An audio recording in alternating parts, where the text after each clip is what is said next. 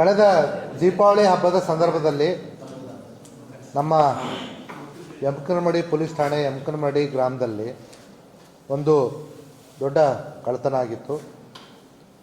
ಮನೆಯ ಮಾಲೀಕರು 16ನೇ ತಾರೀಕು ಬೆಂಗಳೂರಿಗೆ ಹೋಗಿರ್ತಾರೆ. ಆದರೆ ಮನೆಯ ಕಡೆ ಲಕ್ಷ್ಯ ವಹಿಸಲಿಕ್ಕೆ ಅವರ ಒಬ್ಬ ಸಂಬಂಧಿಕರಿಗೆ ಹೇಳಿದ್ದಾರೆ. ಆ ಸಂಬಂಧಿಕ ಪ್ರತಿದಿನ ಬೆಳಗ್ಗೆ ಬಂದು ನೋಡ್ತಾ ಇರ್ತಾನೆ, ಎಲ್ಲ ಸರಿ ಇದೆ ಅನ್ನುವಂಥ ಒಂದು ವರದಿಯನ್ನು ಒಪ್ಪಿಸ್ತಿರ್ತಾನೆ. ಆದರೆ 22ನೇ ತಾರೀಕು ಬೆಳಗ್ಗೆ ಬಂದಾಗ ನಿಮ್ಮ ಮನೆ ಬಾಗಿಲು ಮುರಿದಿದೆ ಅನ್ನುವಂಥ ಮಾಹಿತಿಯನ್ನು ಅವರು ಯಜಮಾನರಿಗೆ ತಿಳಿಸಿದಾಗ 22 ಬೆಳಗ್ಗೆ ಅವರು ತಕ್ಷಣ ಪೊಲೀಸರಿಗೆ ಫೋನ್ ಮಾಡಿ, ಸರ್ ಮನೆ ಕಳ್ಳತನ ಆಗಿದೆ, ಒಳಗಡೆ ತುಂಬ ಬೆಲೆ ಬಾಳುವ ಆಭರಣಗಳಿದ್ದು. ಪ್ರಾರಂಭದಲ್ಲಿ ಫೋನಲ್ಲಿ ಹೇಳಬೇಕಾದ್ರೆ ಸುಮಾರು 700 ಗ್ರಾಮ್ 70 ತೊಲೆ ಅಂತ ಹೇಳಿರ್ತಾರೆ. ತದನಂತರ ಸಂಜೆ ಅಷ್ಟೊತ್ತಿಗೆ ಮನೆ ಯಜಮಾನತಿ ಬರ್ತಾರೆ. ಎಲ್ಲ ಪರಿಶೀಲನೆ ಮಾಡಲಾಗಿ ಟೋಟಲ್ ಅವ್ರು ಕಂಪ್ಲೇಂಟ್ ಕೊಡುವಂಥದ್ದು 128 ತೊಲೆ, ಅಂದರೆ 1280 ಗ್ರಾಮ್ ಬಂಗಾರದ ಆಭರಣಗಳು, ಜೊತೆಗೆ 8.5 kg ಬೆಳ್ಳಿ ಆಭರಣಗಳು ಮತ್ತು 1,25,000 ರೂಪಾಯಿ ದುಡ್ಡು ಅನ್ನುವಂಥದ್ದು. ಈ ಒಂದು ಪ್ರಕರಣವನ್ನು ನಮ್ಮ ಜಿಲ್ಲಾ ಪೊಲೀಸರು ಒಂದು ಚಾಲೆಂಜ್ ಆಗಿ ಪರಿಗಣಿಸಿ 3-4 ತಂಡಗಳನ್ನ ರಚಿಸಿ DSP ಗೋಕಾಕ್ ಅವರ ನೇತೃತ್ವದಲ್ಲಿ ಕೆಲಸವನ್ನು ನಿರ್ವಹಿಸಿಕೊಂಡು ಹೋಗ್ತಾ ಇದ್ದರು. ಈ ಮಧ್ಯದಲ್ಲಿ ಜಿಲ್ಲೆಯಲ್ಲಿ ತಮ್ಗೆ ಗೊತ್ತಿರೋ ಹಾಗೆ 7ನೇ ತಾರೀಕಿನಂದು ಸುಮಾರು 31 ಕಡೆ ರೈತ ಬಾಂಧವರು ಪ್ರತಿಭಟನೆ ನಡೆಸ್ತಾ ಇದ್ರು. ಆ ಕಾರಣದಿಂದ ಈ ಬೇರೆ ಬೇರೆ ತಂಡಗಳನ್ನ ನಾವು ಟೆಂಪ್ರರಿ ಸಸ್ಪೆಂಡ್ ಮಾಡಬೇಕಾಗಂತ ಪರಿಸ್ಥಿತಿ ಬಂದಿತ್ತು. 28ನೇ ತಾರೀಕಲ್ಲ ಶುರು ಮಾಡಿದ್ದು ರೈತರು. ಸೊ 28ರಿಂದ 7ನೇ ತಾರೀಕುವರೆಗೂ ಈ ತಂಡಗಳನ್ನ ನಾವು ಟೆಂಪ್ರರಿ ಆಗಿ ಅವರವರ ಸ್ವಸ್ಥಾನಕ್ಕೆ ಕಳಿಸಿದ್ವಿ.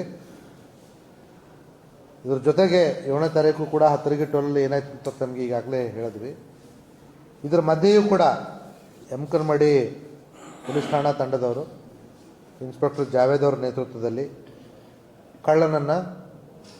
ಕಳ್ಳನ್ನ ಬೆನ್ನತ್ತಿ ಅವನನ್ನು ಹಿಡಿಯುವಲ್ಲಿ ಯಶಸ್ವಿಯಾಗಿದ್ದಾರೆ.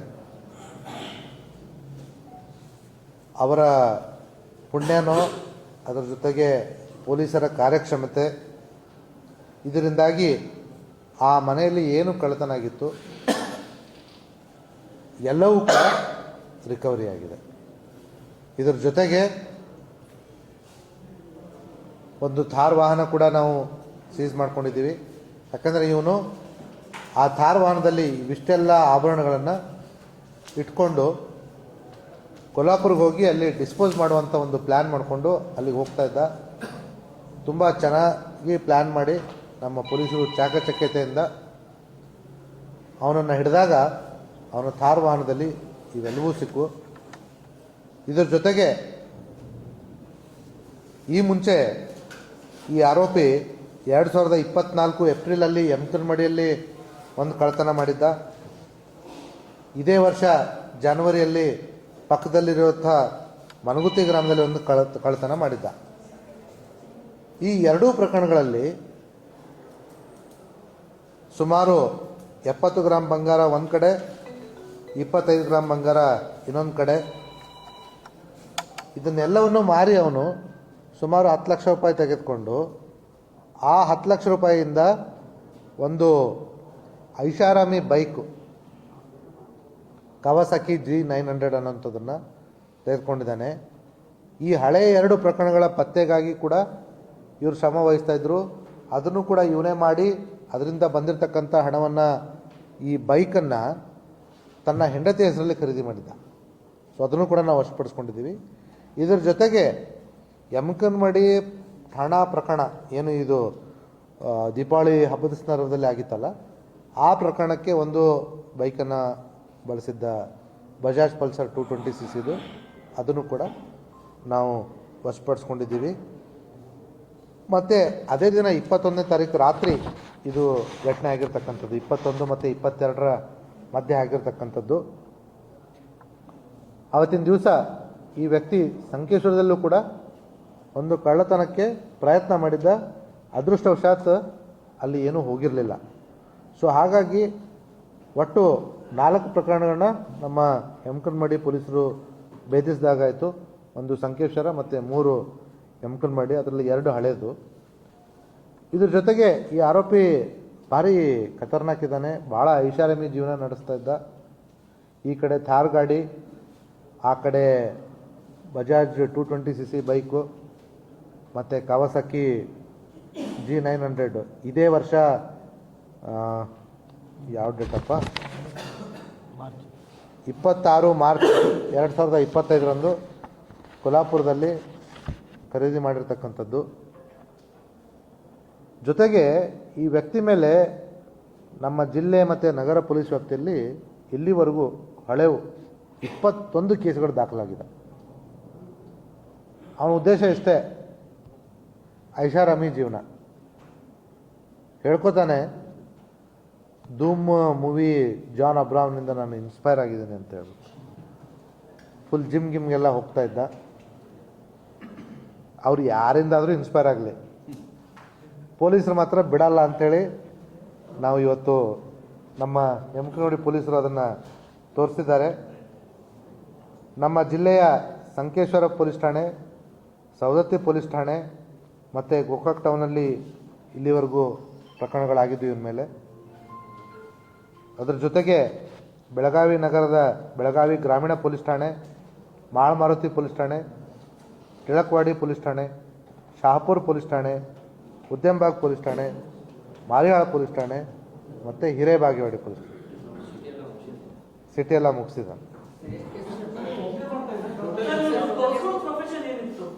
ಇವನು ಯಾರಿಗೂ ತೋರಿಸ್ಕೊಳ್ತಾನೆ ಇರಲಿಲ್ಲ, ಅದೇ ಮಜಾ. ಇವನು ಇಂಥವನು ಅಂಥೇಳಿ ಅವ್ರ ಪಕ್ಕದ ಮನೆಯವ್ರಿಗೂ ಗೊತ್ತಿಲ್ಲ. ಮನೆಯಿಂದ ಹೊರಗಡೆ ಬರಬೇಕಾದ್ರೆ ಮಾಸ್ಕು ತಲೆ ಮರೆಸ್ಕೊಂಡೆ ಹೊರಗಡೆ ಬರೋದು. ಕಳ್ಳತನ ಮಾಡಲಿಕ್ಕೆ 220cc ಬೈಕು, ಅದು ಏನು ಭಾರಿ ಚಾಣಾಕ್ಷ. ಅದ್ರದ್ದು ಹೆಡ್ಲೈಟ್ ಹೆಂಗಿದೆ ಅಂತಂದರೆ, ಒಂದು ಸತಿ ಯೆಲ್ಲೋ ಲೈಟ್ ಬೀಳುತ್ತೆ, ಇನ್ನೊಂದು ಸತಿ ವೈಟ್ ಲೈಟ್ ಬೀಳುತ್ತೆ. ಅಂದರೆ ಮಾಡಿಫೈ ಮಾಡಿಸ್ಕೊಂಡು, ಅಂದರೆ ಏನಾದರೂ ಆಬ್ವಿಯಸ್ಲಿ ಇವರೆಲ್ಲ ಮಾಡೋದು ರಾತ್ರಿನೇ. ಸೊ ಪೊಲೀಸರು CCTV ಕಂಡು ಬಂದರೆ ಯಾವ್ದ್ರದ್ದು ಯೆಲ್ಲೋ ಲೈಟ್ ಇತ್ತು, ಇದು ವೈಟ್ ಲೈಟ್ ಐತೆ ಅಂತ ಹೇಳಿ ಬಿಟ್ಬಿಡ್ಬೇಕು, ಆ ರೀತಿ. ಬಟ್ ನಮ್ಮವರು ಶಾಣೆ ಅದಾರ, ಅದರೊಳಗೆ ಬಿಡಂಗಿಲ್ಲ ಅಂದರೆ ಬಿಡಂಗಿಲ್ಲ. They have done an excellent job. Hats off to entire Yamakanmardi police team. ಈ ಟೀಮಲ್ಲಿ ಬೇರೆ ನಮ್ಮ ಯಮಕನಮಡಿ ಪೊಲೀಸ್ ಠಾಣೆಯವರು ಅವರಂತೂ ಇದ್ದೇ ಇದ್ದಾರೆ. Mannikeri PSI, MK ಮೊಗಳಿ PSI, RV Patil ಅಂತ ಹೇಳಿ PSI ಸಂಕೇಶ್ವರ, ವಿಠಲ್ ನಾಯ್ಕ್ ಸಂಕೇಶ್ವರ PSI, ಮತ್ತು Chinnikuppi ASI, Purushottam Naik head constable, Arjun Masarguppi, Galatagi, Gunjagi, Gajanan Kamble, ಇವರೆಲ್ಲ ಹೆಡ್ ಕಾನ್ಸ್ಟೇಬಲ್ಗಳು.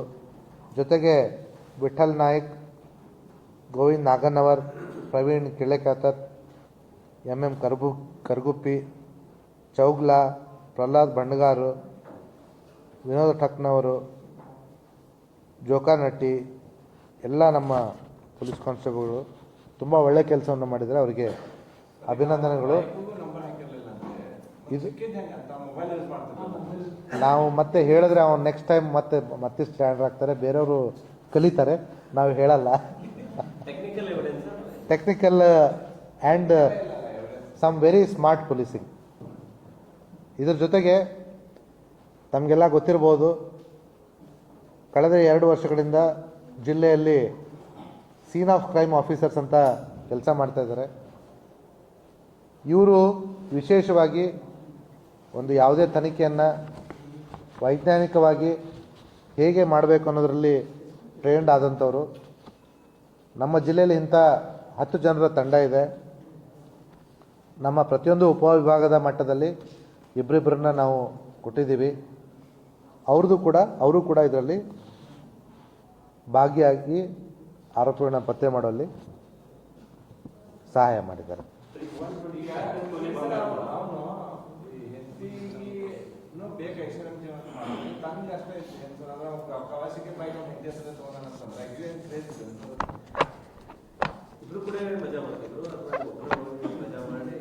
ಮಜಾ ಜೊತೆಗೇನೆ ಮಾಡ್ತಾ ಇದ್ರು.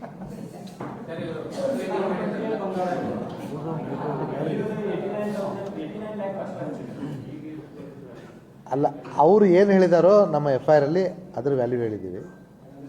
ಬಟ್ ಇವಾಗ ಆಲ್ರೆಡಿ ತಮಗೆ ಗೊತ್ತಿದೆ 1.1 ಲ್ಯಾಕ್ ಇರ್ಬೇಕು. I don't know. ಹಾಂ, ಜಾಸ್ತಿ ಆಗುತ್ತೆ. ಎಕ್ಸಾಕ್ಟ್ಲಿ. ಸುರೇಶ್ ಮಾರುತಿ ನಾಯಕ್ ಅಂತ ಈ ನಮ್ಮ ಕುಖ್ಯಾತ ಕಳ್ಳನ ಹೆಸರು. ಇಲ್ಲೇ ಸದ್ಯಕ್ಕೆ ವಾಸ ಮಾಂತೇಶ್ ನಗರ, ಆದರೆ ಹೊಸೂರಿನವನು. ಅವನು ಮುಂಚೆನೇ ಬಂದು ಮನೇನ ಅಬ್ಸರ್ವ್ ಮಾಡ್ತಾ ಇದ್ದ. ಒಂದು ಮನೆ ಸ್ವಲ್ಪ ಇದ್ದಿದ್ರಲ್ಲಿ ಉಳ್ಳವ್ರದ್ದು ಇರಬೇಕು.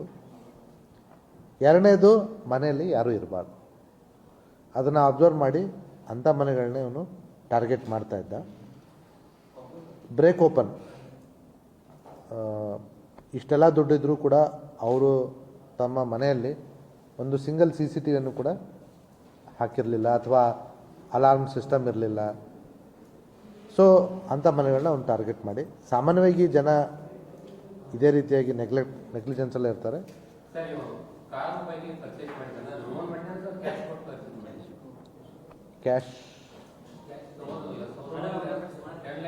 ಕ್ಯಾಶನ್ನು ಅಕೌಂಟಿಗೆ ಹಾಕಿ ಅಕೌಂಟಿಂದ ಅವರಿಗೆ ಕೊಟ್ಟಿರ್ತದೆ. ಸೊ ನಾವು ಅಕೌಂಟ್ ಡೀಟೇಲ್ಸು ತೊಗೊಂಡಿದ್ದೀವಿ. ಇದೆಲ್ಲ ಕ್ಯಾಶನ್ನು ಅಕೌಂಟಿಗೆ ಡೆಪಾಸಿಟ್ ಮಾಡಿ. ಸೊ ಡೈರೆಕ್ಟ್ಲಿ ನೀವು ಹಂಗೆ ನೋಡೋದಾದರೆ ಅಕೌಂಟು, ಆದರೆ ಇಂಡೈರೆಕ್ಟ್ಲಿ ಕ್ಯಾಶ್.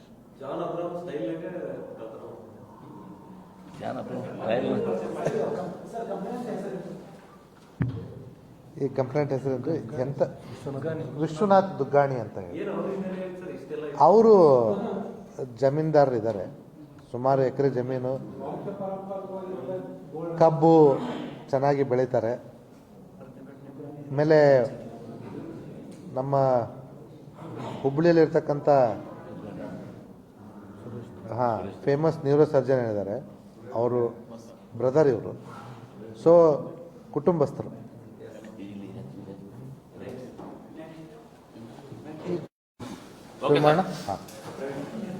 ಕಳೆದ 7ನೇ ತಾರೀಕಿನಂದು ಜಿಲ್ಲೆಯಲ್ಲಿ ಕಬ್ಬು ಬೆಳೆಗಾರರ ಹೋರಾಟ ಏನು ನಡೀತಾ ಇತ್ತು, ಅವತ್ತಿನ ದಿವಸ ನಮ್ಮ ಯಮಕನಮರಡಿ ಪೊಲೀಸ್ ಠಾಣಾ ವ್ಯಾಪ್ತಿಯ ಹತ್ತರ್ಗಿ ಟೋಲ್ ನಾಕ ಹತ್ರ ಕೆಲವೊಂದು ರೈತ ಸಂಘಟನೆಯವರು ಬಂದ್ಬಿಟ್ಟು ರಾಷ್ಟ್ರೀಯ ಹೆದ್ದಾರಿಯನ್ನು ಬಂದ್ ಮಾಡಿದ್ರು. ಆ ಒಂದು ಸಂದರ್ಭದಲ್ಲಿ ಅಲ್ಲಿ ಸೇರಿರ್ತಕ್ಕಂಥ ಕೆಲವೊಂದು ರೈತರು, ಸರ್ ನಮ್ಮ ಜೊತೆ ಕೆಲವೊಂದಿಷ್ಟು ಜನ ಕಿಡಿಗೇಡಿಗಳು ಸೇರಿದ್ದಾರೆ, ಕುಡಿದ್ಬಿಟ್ಟು ಇಲ್ಲಿ ಉಳಿದವರಿಗೆ ದುಷ್ಪ್ರೇರಣೆ ನೀಡ್ತಾ ಇದ್ದಾರೆ, ಅವ್ರನ್ನ ಅಲ್ಲಿಂದ ತಾವು ತೆಗೀರಿ, ಇಲ್ಲಾಂದರೆ ಅನಾಹುತಕ್ಕೆ ದಾರಿ ಆಗುತ್ತೆ ಅಂತ ಹೇಳಿದ್ದನ್ನು ನಮ್ಮ ಸ್ಥಳೀಯ ಠಾಣಾಧಿಕಾರಿಯಾದ ಜಾವೇದ್ ಮುಷ್ರಫ್ ಅವರು ತಿಳ್ಕೊಂಡು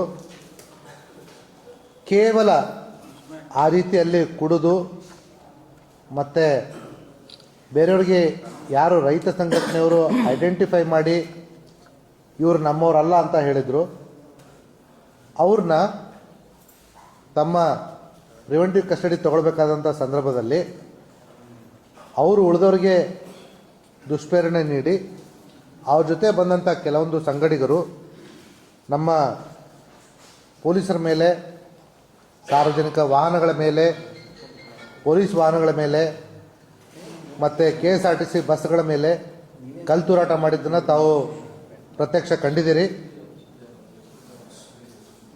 ಆ ಒಂದು ಸಂದರ್ಭದಲ್ಲಿ ನಮ್ಮ ಪೊಲೀಸ್ ಇಲಾಖೆಯ 12 ಜನ ಅಧಿಕಾರಿ ಸಿಬ್ಬಂದಿಗಳು ಗಾಯಗೊಂಡಿದ್ದರು. ಅದರಲ್ಲಿ ಮುಖ್ಯವಾಗಿ ಮಾಂತೇಶ್ ಸಜ್ಜನ್ ಅಂತ ಏನು DSP ಅವತ್ತಿನ ದಿವಸ ಅಲ್ಲಿ ಸ್ಥಳದಲ್ಲಿದ್ದರು, ಅವರ ಕೈಗೆ ಗಂಭೀರವಾದ ಗಾಯ ಆಗಿ ಕೈಗೆ ಫ್ರ್ಯಾಕ್ಚರ್ ಕೂಡ ಆಗಿತ್ತು. ಜೊತೆಗೆ ಗಾಡಿ ವಡ್ಡರ್ ಅನ್ನುವಂಥ ನಮ್ಮ ಯಮಕನಹಳ್ಳಿ ಪೊಲೀಸ್ ಠಾಣೆಯ ಸಿಬ್ಬಂದಿಗೆ ತಲೆಗೆ ಪೆಟ್ಟಾಗಿ ಸುಮಾರು 4 ಸ್ಟಿಚ್ ಅಂದರೆ ಹೊಲಿಗೆಯನ್ನು ಹಾಕಬೇಕಂತ ಪರಿಸ್ಥಿತಿ ಬಂದಿತ್ತು. ಅದೃಷ್ಟವಶಾತ್ ಅವನಿಗೆ ನಾವು CT ಮತ್ತು MRI ಮಾಡಿಸಿದಾಗ ಅದೃಷ್ಟವಶಾತ್ ತಲೆ ಒಳಗಡೆ ಅಂದರೆ ಮಿದುಳಿನಲ್ಲಿ ಯಾವುದೇ ರಕ್ತಸ್ರಾವ ಆಗಿರೋದಿಲ್ಲ. ಇದರ ಜೊತೆಗೆ ಇನ್ನೂ 10 ಜನ ಪೊಲೀಸ್ ಸಿಬ್ಬಂದಿಗಳು BR ಕಾಮ್ಗೌಡರ್ KSRTC ನಮ್ಮ KSRP ಅವರು, DL ರಾಥೋಡ್ ASI ಇಂಡಿ ಗ್ರಾಮೀಣ, AR Jadhav ASI Yamakanamardi, MB ಕೋಳಿ ಆಲ್ಮೇಲ್ ಬಿಜಾಪುರ ಜಿಲ್ಲೆ, PM Ganati Talikoti head constable, SY Mokashi Basavana Bagewadi head constable, Anil Pawar ನಮ್ಮ IRB ಬಿಜಾಪುರದಿಂದ, ನಾಗರಾಜ್ IRB ಬಿಜಾಪುರದಿಂದ, Nizabuddin Shaikh head constable KSRP, Iranna Gudaganatti head constable KSRP. ಇಷ್ಟು ಜನ ಒಟ್ಟು 12 ಜನ ಅಧಿಕಾರಿ ಸಿಬ್ಬಂದಿಗಳಿಗೆ ಗಂಭೀರ ಸ್ವರೂಪದ ಮತ್ತು ಅಲ್ಪ ಸ್ವಲ್ಪ ಗಾಯಗಳಾಗಿದ್ವು. ಆವತ್ತಿನ ದಿವಸನೇ ತಮ್ಮ ಸಮ್ಮುಖದಲ್ಲಿ ನಾವು ಒಂದು ವಾಗ್ದಾನವನ್ನು ಮಾಡಿದ್ವಿ. ಈ ಒಂದು ದುರ್ಘಟನೆಗೆ ಕಾರಣವಾಗಿರ್ತಕ್ಕಂಥ ದುಷ್ಪ್ರೇರಣೆ ನೀಡಿರ್ತಕ್ಕಂಥ ವ್ಯಕ್ತಿಗಳನ್ನ ನಾವು ಯಾವುದೇ ಕಾರಣಕ್ಕೂ ಬಿಡೋದಿಲ್ಲ. ಆ ಪ್ರಕಾರವಾಗಿ ನಮ್ಮ ಯಮಕನಮರಡಿ ಪೊಲೀಸರು ಮತ್ತು ನಮ್ಮ ಪೊಲೀಸ್ ಇಲಾಖೆ ವಿವಿಧ ತಂಡದವರು DSP ಗೋಕಾಕ್ ಅವರ ನೇತೃತ್ವದಲ್ಲಿ ಆರೋಪಿಗಳನ್ನ ಪತ್ತೆ ಹಚ್ಚಿದ್ದಲ್ಲದೆ ಈಗಾಗಲೇ 5 ಆರೋಪಿಗಳನ್ನ ಬಂಧಿಸಿದ್ದಾರೆ. ಜೊತೆಗೆ 6ನೇ ವ್ಯಕ್ತಿಯನ್ನು ಕೂಡ ನಾವು ನಮ್ಮ ವಶಕ್ಕೆ ಪಡೆದುಕೊಂಡಿದ್ದೀವಿ. ಅವನು ಕೂಡ ನಮ್ಮ ಕಾನೂನು ಕ್ರಮಗಳನ್ನ ವಹಿಸಿ ಸಂಜೆ ಒಳಗಡೆ ಮಾನ್ಯ ನ್ಯಾಯಾಲಯದ ಮುಂದೆ ಹಾಜರುಪಡಿಸ್ತೀವಿ. ಈ 6 ಜನರ ಮೇಲೆ ಯಮಕನಮರಡಿ ಪೊಲೀಸ್ ಠಾಣೆಯಲ್ಲಿ ಈಗಾಗಲೇ ದಾಖಲಾಗಿರ್ತಕ್ಕಂಥ 169/2025 2025ರ ಕಲಂ 189/2, 91/2, 191/3, 285, 132, 121/1, 121/2, 109, 324/5 ಜೊತೆಗೆ 190 BNS ಈ ಕಾಯ್ದೆಗಳ ಅಡಿಯಲ್ಲಿ ಏನು ಈಗಾಗಲೇ ಪ್ರಕರಣ ದಾಖಲಾಗಿತ್ತು. ಅದೇ ಪ್ರಕರಣದಲ್ಲಿ ಇವ್ರನ್ನ ಮಾನ್ಯ ನ್ಯಾಯಾಲಯದ ಮುಂದೆ ನಾವು ಇವತ್ತು ಒಪ್ಪಿಸ್ತಾ ಇದ್ದೀವಿ. ಜೊತೆಗೆ ಅವ್ರ ಮೇಲೆ section 3(2) prevention of damage to public property act ಅಡಿಯಲ್ಲೂ ಕೂಡ ನಾವು ಪ್ರಕರಣ ದಾಖಲು ಮಾಡಿದ್ದೀವಿ. ಈ ಸೆಕ್ಷನ್ಗಳು ತಮ್ಮ ಮಾಹಿತಿಗೆ ಗೊತ್ತಿರಲಿ ಅಂತ ಹೇಳ್ತಾ ಇದ್ದೀನಿ. ಇದರಲ್ಲಿ ದೊಂಬಿ, ಗುಂಪು ಗಲಭೆ ಮತ್ತು ಮಾರಣಾಂತಿಕ ಹಲ್ಲೆ. ಯಾಕಂದರೆ ಒಂದು ಕಲ್ಲನ್ನು ತೆಗೆದು ತಲೆಗೆ ಎಸಿತಾರೆ ಅಂತಂದರೆ ಅದು ಮಾರಣಾಂತಿಕ ಹಲ್ಲೆ ಅಂತಲೇ ನಾವು ಪರಿಗಣಿಸಬೇಕಾಗುತ್ತೆ. ಇವೆಲ್ಲ ಸೆಕ್ಷನ್ಗಳ ಅಡಿಯಲ್ಲಿ ನಾವು ಈ ಆರೋಪಿಗಳನ್ನ ಮಾನ್ಯ ನ್ಯಾಯಾಲಯದ ವಶಕ್ಕೆ ಒಪ್ಪಿಸ್ತಾ ಇದ್ದೀವಿ. ಈ ಒಂದು ಘಟನೆಯನ್ನು ಬಳಸ್ಕೊಂಡು ಕೆಲವೊಂದು ಮತ್ತೆ ದುಷ್ಕರ್ಮಿಗಳು ಹೇಳ್ಬೋದು ಅಮಾಯಕರನ್ನ ಬಂಧಿಸಿದ್ದಾರೆ ಅಥವಾ ರೈತರನ್ನ ಬಂಧಿಸಿದ್ದಾರೆ ಅಂತೇಳಿ. ಯಾರೋ ಒಂದಿಷ್ಟು ಜನ ಶಾಲು ಹೊದ್ಕೊಂಡು ರೈತರ ಹೆಸರಿನಲ್ಲಿ ಅಲ್ಲಿ ಬಂದು ಗುಂಪು ಗಲಭೆಗೆ ಪ್ರೇರೇಪಣೆ ಕೊಟ್ಟರೆ ಅವ್ರನ್ನ ನಾವು ರೈತರು ಅಂತ ಹೇಳಲಿಕ್ಕೆ ಆಗಲ್ಲ. ಯಾಕಂದರೆ ತಮಗೆಲ್ಲ ಗೊತ್ತಿದೆ, ಜಿಲ್ಲೆಯಲ್ಲಿ ಕಳೆದ 10 ದಿನಗಳ ಕಾಲ ನಮ್ಮ ರೈತ ಬಾಂಧವರು ತಮ್ಮ ಪ್ರತಿಭಟನೆಯನ್ನು ಮುಷ್ಕರದಲ್ಲಿ ನಿರತರಾಗಿದ್ದರೂ ಕೂಡ ಯಾವುದೇ ಒಂದು ಸಂದರ್ಭದಲ್ಲೂ ಕೂಡ ಹಿಂಸೆಗೆ ಪ್ರೇರೇಪಣೆ ನೀಡಲಿಲ್ಲ, ಯಾವುದೇ ಒಂದು ಕಾನೂನನ್ನ ಕೈಗೆ ಎತ್ಕೊಳ್ಳಿಲ್ಲ. ಅದೇ ರೀತಿಯಾಗಿ ಅವತ್ತಿನ ದಿವಸ ಕೂಡ ಅನೇಕ ರೈತ ನಾಯಕರು ಅಲ್ಲಿ ಬಂದು ಹೇಳ್ತಾ ಇರಬೇಕಾದ್ರೂ ಕೂಡ ಇವರು ಮುಂಚೆನೇ ಸಂಚು ರೂಪಿಸ್ಕೊಂಡು ಅಲ್ಲಿ ಹಲ್ಲೆ ಮಾಡಿರ್ತಕ್ಕಂಥದ್ದು ನಮಗೆ ಮೇಲ್ನೋಟಕ್ಕೆ ಗೊತ್ತಾಗಿದೆ. ಇದರ ಜೊತೆಗೆ ಈ ಯಾರು ಅಲ್ಲಿ ತಮಗೆ ಗೊತ್ತಿರ್ಬೋದು, ಇನ್ನೂ ಕೆಲವೊಂದಿಷ್ಟು ಜನ ಅದರಲ್ಲಿ ಪಾಲ್ಗೊಂಡಿದ್ರು. ಆದರೂ ಕೂಡ ನಾವು ಹಲವಾರು ವಿಡಿಯೋಗಳನ್ನ, ಮಾಧ್ಯಮ ಮಿತ್ರರು ಕೊಟ್ಟಿರ್ತಕ್ಕಂಥ ವಿಡಿಯೋ ತುಣುಕುಗಳನ್ನ ಮತ್ತು ಅಲ್ಲಿ ಆ ಸಂದರ್ಭದಲ್ಲಿ ಇರ್ತಕ್ಕಂಥ ನಮ್ಮ CCTVಗಳ ವಿಡಿಯೋಗಳನ್ನ ಪರಿಶೀಲಿಸಿ ಮತ್ತೊಮ್ಮೆ ಖಚಿತಪಡಿಸ್ಕೊಂಡು ಈ ಆರೋಪಿಗಳನ್ನ ನಾವು ಬಂಧಿಸಿದ್ದೀವಿ. ಈ ಆರೋಪಿಗಳ ಕೈಯಲ್ಲಿ, ಈ ಎಲ್ಲ 6 ಆರೋಪಿಗಳ ಕೈಯಲ್ಲಿ ಒಂದು ಮಾರಕಾಸ್ತ್ರ ಅಥವಾ ಕಲ್ಲು ಎಸಿತಾ ಇರುವಂಥದ್ದನ್ನು ಖಚಿತಪಡಿಸ್ಕೊಂಡು ಇವತ್ತು ತಮ್ಮಗಳ ಮುಖಾಂತರ ಆ ಫೋಟೋಗಳನ್ನು ಕೂಡ ನಾವು ರಿಲೀಸ್ ಮಾಡ್ತಾಯಿದ್ದೀವಿ. ಯಾಕಂದರೆ 6 ಜನರನ್ನ ಪೊಲೀಸರು ಬಂಧಿಸಿದ್ದಾರೆ, ಅವರು ಅಮಾಯಕರು, ಅವರು ರೈತರು ಅನ್ನುವಂಥ ಭಾವನೆ ನಮ್ಮ ಸಾರ್ವಜನಿಕರಲ್ಲಿ ಬರದೇ ಇರಲಿ ಅನ್ನೋಂಥದ್ದನ್ನು ನಾವು ಗಣನೆಗೆ ತೆಗೆದುಕೊಂಡು ಈ ಒಂದು ಸಾಕ್ಷ್ಯಾಧಾರಗಳನ್ನು ಕೂಡ ನಾವು ತಮ್ಮ ಗಮನಕ್ಕೆ ತರ್ತಾ ಇದ್ದೀವಿ, ಸಾರ್ವಜನಿಕರಿಗೆ ತಮ್ಮ ಮೂಲಕ ತಲುಪಿಸ್ತಾ ಇದ್ದೀವಿ.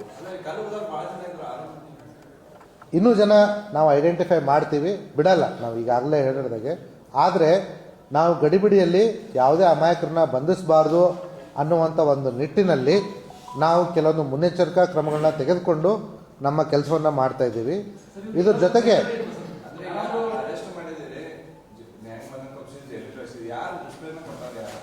ನಾವು ಈಗ ಈ ವಿಚಾರದಲ್ಲಿ ನಮ್ಮ ತನಿಖೆ ಇನ್ನೂ ಮುಗ್ದಿಲ್ಲ. ಈಗ ಆಗಿ ಕೇವಲ 7 ದಿನ ಆಗಿದೆ. 7 ದಿನದಲ್ಲಿ ಆಲ್ರೆಡಿ ನಾವು ಮುಖ್ಯವಾಗಿ ಮುಂದೆ ನುಗ್ಗಿ ಯಾರು ಎಸಿತಾ ಇದ್ರು ಅವ್ರನ್ನ ನಾವು ನಮ್ಮ ವಶಕ್ಕೆ ಪಡೆದುಕೊಂಡಿದ್ದೀವಿ. ರಿಗಾರ್ಡಿಂಗ್ ದುಷ್ಪ್ರೇರಣೆ ವಿಚಾರವಾಗಿ ಒಳಸಂಚಿನಲ್ಲಿ ಭಾಗಿಯಾಗೋದ್ರ ಬಗ್ಗೆ ಅದು ಇಟ್ ವಿಲ್ ಟೇಕ್ ಟೈಮ್, ಅದಕ್ಕೆ ಸಾಕಷ್ಟು ಸಮಯ ಬೇಕು. ಮತ್ತು ವ್ಯವಸ್ಥಿತವಾಗಿ ತನಿಖೆ ಒಂದು ವೈಜ್ಞಾನಿಕವಾಗಿ ನಮ್ಮ ಪೊಲೀಸರು ಮಾಡ್ತಾ ಇದ್ದಾರೆ. ಮುಂದಿನ ದಿನಗಳಲ್ಲಿ ಯಾರಿದ್ದರು, ಯಾರು ಪ್ರೇರಣೆ ನೀಡಿದ್ರು ಅನ್ನೋಂಥದ್ದನ್ನು ಕೂಡ ನಿಮ್ಮ ಗಮನಕ್ಕೆ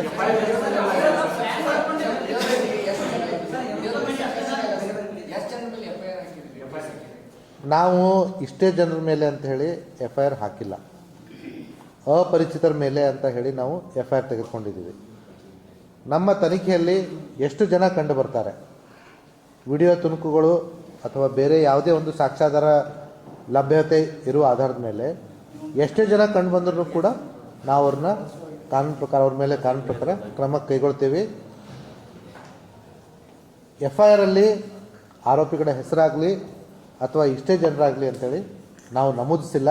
ಯಾಕಂದರೆ FIR ದಾಖಲಂಥ ಸಂದರ್ಭದಲ್ಲಿ ನಮಗೆ ಗೊತ್ತಿರಲಿಲ್ಲ. ಈ 6 ಜನ ಕೆಲಸ ಆಯ್ತು ಉಳಿದವ್ರದ್ದು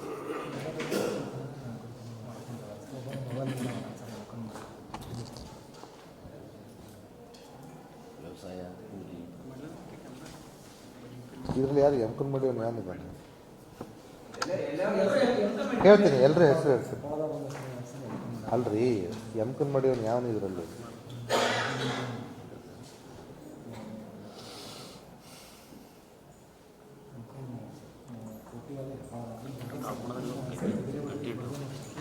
ಇವನಾ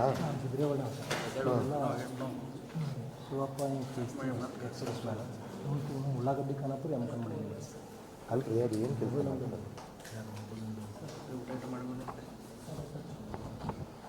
ಈ 6 ಜನ ಆರೋಪಿಗಳು ನಮಗೆ ಇಲ್ಲಿವರೆಗೂ ಬಂಧಿತರಾದವರು ಚನ್ನಗೌಡ ಬಸವರಾಜ್ ಸಸಾಲಟ್ಟಿ, ಹೆಬ್ಬಾಳ ಹುಕ್ಕೇರಿಯವನು, ಹುಕ್ಕೇರಿ ತಾಲೂಕಿನವನು.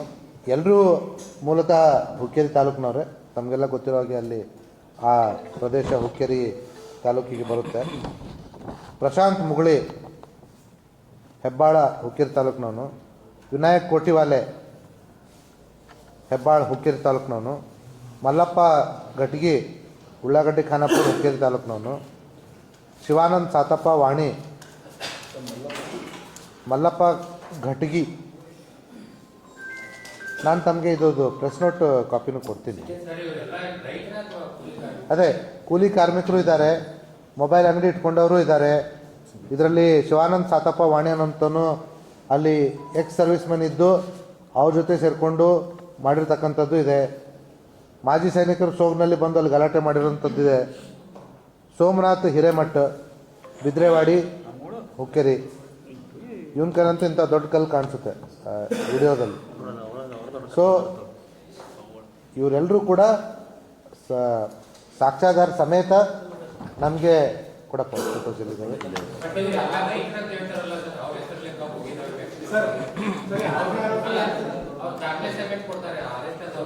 ಹಾಂ, ಹಂಗಿದ್ರೆ ಕಲ್ಲು ಹೊಡಿಲಿಕ್ಕೆ ಸರಿನಾ? ರೈತರು ಇದ್ರೂ ಕೂಡ ಕಲ್ಲು ಹೊಡೆಯೋದು ಕಾನೂನು ಪ್ರಕಾರ ಅಪರಾಧ. ಅದಕ್ಕೆ ನಾವು ಬಂಧನ ಮಾಡಲಿಕ್ಕೆ ಆವತ್ತಿನ ದಿವಸನೇ ಹೇಳಿದ್ದೀವಿ, ವಿ ವಿಲ್ ಡೂ ಇಟ್ ಅಂತ ಹೇಳಿ ನಾವು ಮಾಡ್ತಾ ಇದ್ದೀವಿ. 6 ಜನರಲ್ಲ, ಈಗ ಶಿವಪ್ಪ ಈಗ ಎಕ್ಸ್ ಸರ್ವಿಸ್ ಮ್ಯಾನ್ ಇದ್ದಾನೆ, ಅವ್ನ ಜಮೀನು ಇರ್ಬೋದು, ಅದನ್ನು ಬೇರೆಯವ್ರಿಗೆ ಗೇಣಿ ಕೊಟ್ಟಿರ್ಬೋದು. ಈಗ ಅವ್ರನ್ನ ಏನಂತ ಕನ್ಸಿಡರ್ ಮಾಡಬೇಕು?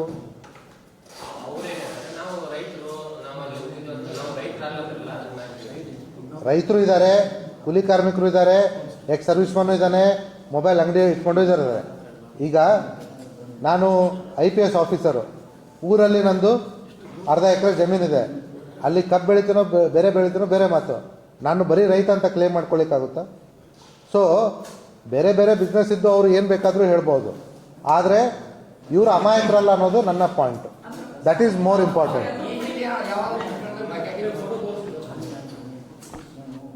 ಇದು ನೋಡಿ, ಇವನ ಕೈಯಲ್ಲಿ ಕಲ್ಲಿದೆ,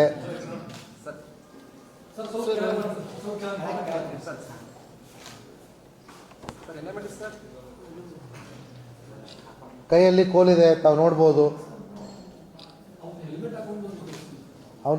ಅವನು ಹಿಡಿತೀವಿ, ಇನ್ನೂ ಸಿಕ್ಕಿಲ್ಲ. ಈ ಮಹಾನುಭಾವರು ಎಕ್ಸ್ ಸರ್ವಿಸ್ ಮ್ಯಾನ್ ಅಂತ ಹೇಳ್ಕೊತಾರೆ, ರೈತರು ಅಂತ ಕ್ಲೇಮ್ ಮಾಡ್ತಾರೆ, ಕೈಯಲ್ಲಿ ಕಲಿಸೋದನ್ನು ನೋಡ್ಬೋದು. ಈಗ ಎಕ್ಸ್ ಸರ್ವಿಸ್ ಮ್ಯಾನ್ ಅಂತ ಹೇಳಿದ್ರೆ ಕಾನೂನಿಗೆ ಗೌರವ ಕೊಡೋದು, ದೇಶ ಕಾಯೋರು ಕೆಲಸ ಮಾಡಿದವರು ಈ ರೀತಿ ಮಾಡೋದು ಯಾವ ರೀತಿಯಿಂದ ನ್ಯಾಯ?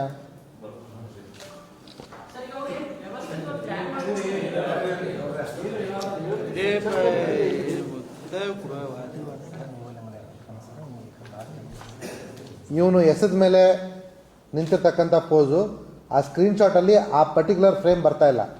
ವಿಡಿಯೋನು ಕೂಡ ನಾವು ರಿಲೀಸ್ ಮಾಡ್ತೀವಿ. ಇವನು ಪ್ರಶಾಂತ್ ಮುಗುಳಿ, ಇವನು ಕೋಟಿವಾಲೆ ಅಲ್ವಾ, ಇದು ಮೊಬೈಲ್ ಅಂಗಡಿ ಇರೋದು. ಮಲ್ಲಪ್ಪ ಗಟ್ಟಿಗೆ ಉಳ್ಳಾಗಡ್ಡಿ ಖಾನಾಪುರದವನು, ಎಸ್ದಿರ್ತಕ್ಕಂಥ ಪೋಸು ಒಕ್ಕಲ್ತನ.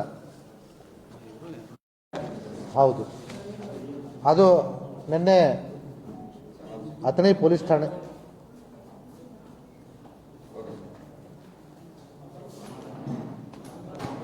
ನಿನ್ನೆ ದಿವಸ ಅಥಣಿ ವೃತ್ತದ CP ಆಗಿರ್ತಕ್ಕಂಥ ಸಂತೋಷ್ ಹಳ್ಳೂರು ಇವ್ರ ಮೇಲೆ ಲೋಕಾಯುಕ್ತ ಟ್ರ್ಯಾಪ್ ಮಾಡಲಿಕ್ಕೆ ಒಂದು FIR ದಾಖಲಿಸಿ ಕಂಪ್ಲೇಂಟ್ನ ಆಧಾರದ ಮೇಲೆ ಟ್ರ್ಯಾಪ್ ಮಾಡಲಿಕ್ಕೆ ಕಳಿಸಿದ್ರು. ಆ ಸಂದರ್ಭದಲ್ಲಿ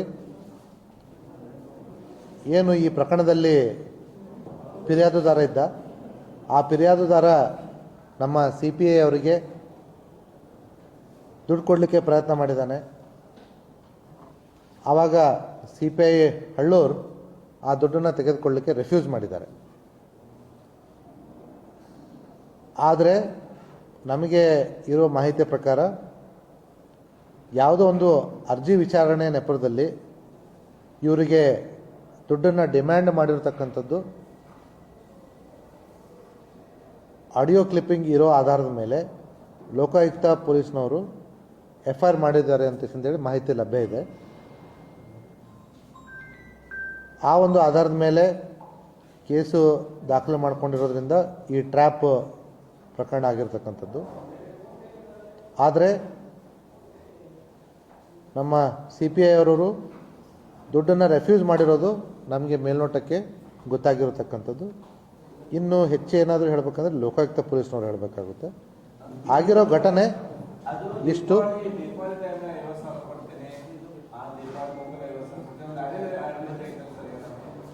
ಅದನ್ನು ಲೋಕಾಯುಕ್ತ ಪೊಲೀಸ್ ಹೇಳಬೇಕಾಗುತ್ತೆ. ನಾವು ಅದೇ ನನಗೆ ಎಷ್ಟು ಗೊತ್ತಿದೆಯೋ ಅಷ್ಟು ನಾನು ಹೇಳಿದ್ದೀನಿ. ನಮಗೆ ಅವರಿಂದ ರಿಪೋರ್ಟ್ ಬರಬೇಕು ಲೋಕಾಯುಕ್ತ ಪೊಲೀಸಿಂದ. ನಮ್ಮ ಶಿಸ್ತು ಕ್ರಮಗಳೇನಿದ್ದಾವೆ, KSPDP rules are very clear.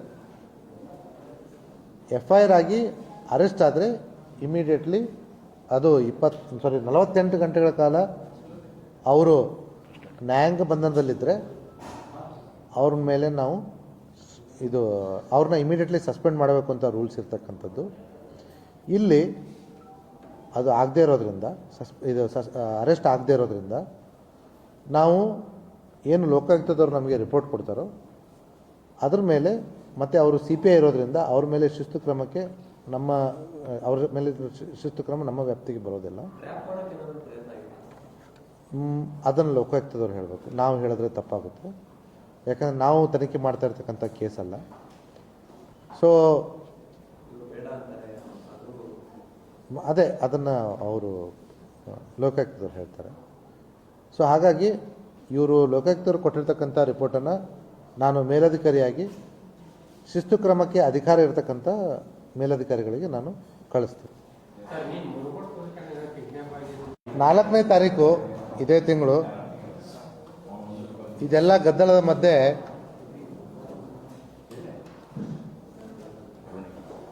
ಕುರ್ಣೆ ಗ್ರಾಮದ ಸಂಜು ಪಾಟೀಲ್ ಯಮಕನಹಳ್ಳಿ ಪೊಲೀಸ್ ಠಾಣೆ ವ್ಯಾಪ್ತಿಯಲ್ಲಿ ಬರ್ತಕ್ಕಂಥದ್ದು. ಇವನು ಕಬ್ಬು ಕಡಿಬೇಕಾದ್ರೆ ಅವನ ಮೈ ಮೇಲೆ ಆ ಕೊಯ್ತಾ ಇರುತ್ತಲ್ಲ ಕುಡುಗೋಲು, ಅದು ಬಿದ್ದು ಕಾಲು ಕಟ್ಟಾಗಿ ರಕ್ತಸ್ರಾವವಾಗಿ ಸತ್ತ ಅನ್ನುವಂಥ ಒಂದು ಮಾಹಿತಿಯನ್ನು ಕೊಡ್ತಾರೆ. ಆದರೆ ಪೊಲೀಸರು ಸ್ಥಳಕ್ಕೆ ಹೋಗಿ ನೋಡಿದಾಗ ಕೆಲವೊಂದು ಸಂಶಯಗಳು ಬರ್ತವೆ. ಆ ಸಂದರ್ಭದಲ್ಲಿ ಅಲ್ಲಿಯೇ ಇದ್ದ ಅವನ ಸಹೋದರ ರಾಕೇಶ್ ಅವನನ್ನು ವಶಕ್ಕೆ ಪಡೆದುಕೊಂಡು ವಿಚಾರಣೆ ಮಾಡಿದಾಗ ಆರೋಪಿ ರಾಕೇಶ್ ಒಪ್ಕೋತಾನೆ, ಇಲ್ಲ ಸರ್ ನಾನೇ ಹೊಡೆದಿರೋದು ಅಂತ ಹೇಳ್ಬಿಟ್ಟು. ಇವರಿಬ್ಬರ ಮಧ್ಯೆ ಆಸ್ತಿಯನ್ನು ಮಾರೋ ವಿಚಾರವಾಗಿ ಹಲವಾರು ದಿನಗಳಿಂದ ಗಲಾಟೆ ನಡೀತಾ ಇರುತ್ತೆ. ಅದೇ ರೀತಿಯಾಗಿ ಹಿಂದಿನ ದಿವಸನೂ ಕೂಡ ಗಲಾಟೆ ಆಗಿರುತ್ತೆ. ಆ ಹಿಂದಿನ ದಿವಸದ ಗಲಾಟೆ ಬೆಳಗ್ಗೆ ಕೂಡ ಇವನು ಜಮೀನಿಗೆ ಹೋಗಬೇಕಾದ್ರೆ ಮತ್ತೆ ಶುರು ಆಗುತ್ತೆ. ಆ ಒಂದು ಸಂದರ್ಭದಲ್ಲಿ ರಾಕೇಶ್ ಒಂದು ಕಿರಿಕಿರಿ ಜಾಸ್ತಿ ಆಯಿತು ಅಂತ ಅವನ ಕೈಯಲ್ಲಿರ್ತಕ್ಕಂಥ ಕುಡ್ಗೋಲಿಂದ ಎಡಬಾಜು ಎದೆ ಮೇಲೆ, ಗದ್ದಕ್ಕೆ, ಬಲಗೈಗೆ ಎಲ್ಲ ಕಡೆ ಹೊಡೆದು ಕೊಲೆ ಮಾಡಲಿಕ್ಕೆ ಪ್ರಯತ್ನ ಮಾಡ್ತಾನೆ. ಅವನಿಗೆ ಅಲ್ಲಿಂದ ಉಪಚಾರಕ್ಕೆ ಅಂತೇಳಿ ಸರ್ಕಾರಿ ಆಸ್ಪತ್ರೆಗೆ ಕರ್ಕೊಂಡು ಹೋಗ್ಬೇಕಾದ್ರೆ ಮಧ್ಯಾಹ್ನ 3:03ವರೆಗೆ ಅವನದು ಡೆತ್ ಆಗಿರುತ್ತೆ.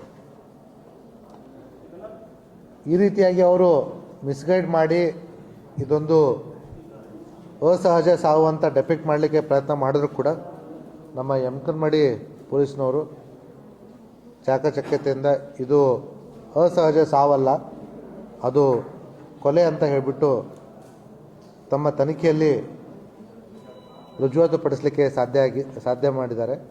ಅವರಿಗೆ ಜಿಲ್ಲಾ ಪೊಲೀಸ್ ವತಿಯಿಂದ ಅಭಿನಂದನೆ. ತೆಗಿಬೇಕು, ನಂಗೆ ಇಟ್ಕೋಬಾರ್ದು.